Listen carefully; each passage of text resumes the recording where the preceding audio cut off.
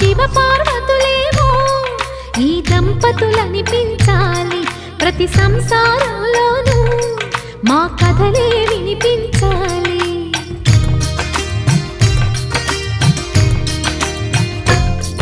ఆ సిరిని శ్రీహరిని మా జతలో చూపించాలి, శ్రీకాంతుల కొలువంటే మా కాపురం అనిపించాలి. మా ముంగిలిలోన పున్నమి పూల వెన్నెల విరియాలి, మా చక్కని జంట చుక్కల తోట పరిపాలించాలి.